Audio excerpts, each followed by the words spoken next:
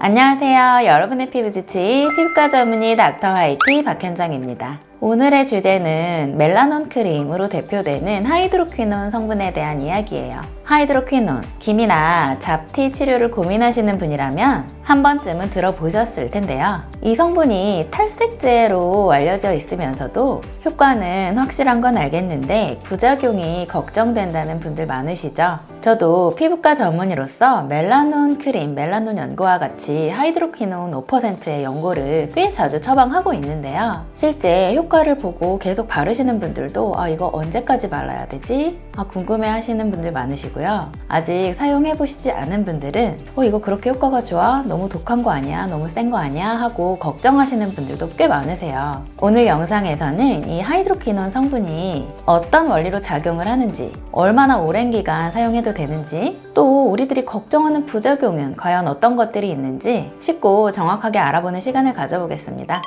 하이드로퀴논은 피부 미백을 위해서 사용되고 있는 가장 강력한 미백 제제 중에 하나인데요. FDA에서 2% 이하는 일반 의약품, 그 이상의 농도는 전문 의약품으로 구별을 하고 있고요. 우리나라 같은 경우에는 병원에서 처방하는 하이드로퀴논 연고의 농도는 하이드로퀴논 5% 정도예요. 이 하이드로퀴논이라는 성분은 멜라닌을 만드는 효소인 티로시나제라는 효소의 작용을 직접 억제합니다. 쉽게 말하면 피부가 색소를 만들지 못하도록 아예 애초에 차단하는 역할을 돕죠. 그 결과로 기미, 잡티, 주근깨, 또 염증 후 색소 침착 등에서 확실한 개선 효과를 보여주는 그런 성분이 바로 하이드로퀴논이 되겠습니다. 하지만 이게 단순히 색소를 지우는 게 아니라 새로운 색소가 만들어지지 않게 차단하는 기전이기 때문에 이미 침착된 멜라닌을 옅어지게 하려면 사실 굉장히 꾸준한 사용이 필요합니다. 여기서 여러분들이 가장 많이 하는 질문이 나와요. 얼마나 오랫동안 발라도 되는지? 결론부터 말씀드리면 한 4개월에서 6개월까지 사용을 해주시고요.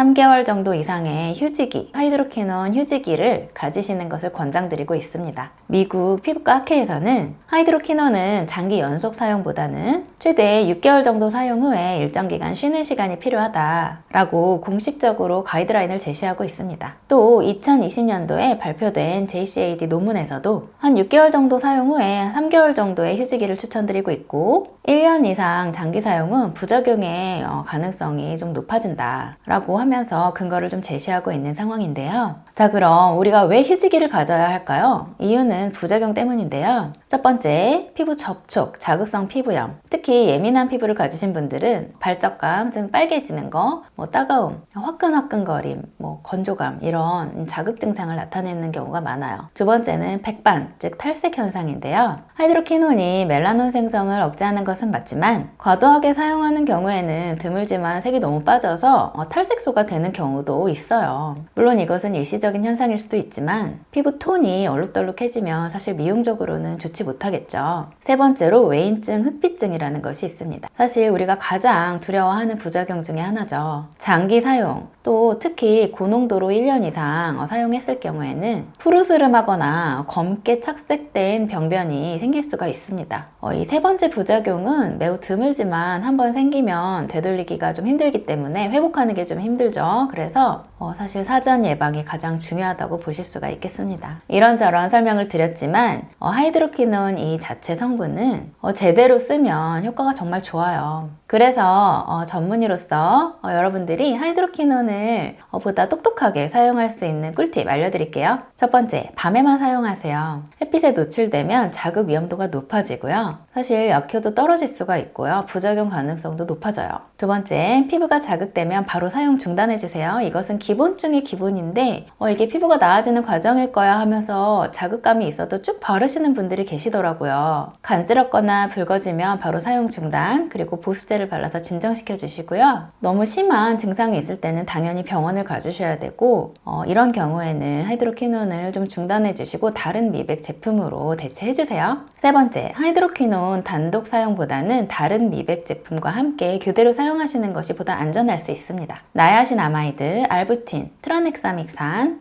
이런 성분들도 기능성 미백 제품 성분들이니까요. 하이드로퀴논 단독으로 사용하기보다는 이것과 함께 병행해 주시는 것도 하나의 방법이 되겠고, 또는 하이드로퀴논 사용 중단 시에 이런 미백 제품들로 대체 사용을 하시면 보다 안전하게 미백을 위한 시너지 효과를 낼 수가 있겠습니다. 네 번째, 자외선 차단은 정말 필수인데요. 이런 미백 제품 성분들을 쓰시는 동안에도 자외선 차단을 충분히 하지 않으면 효과가 반감될 뿐만이 아니라 오히려 색소가 더 진해질 수도 있어요. 다섯 번째, 이 하이드로퀴논 제제를 사용할 때는 가급적 피부과 전문의와 상담한 후에 사용하시는 것을 권장드리고 있습니다.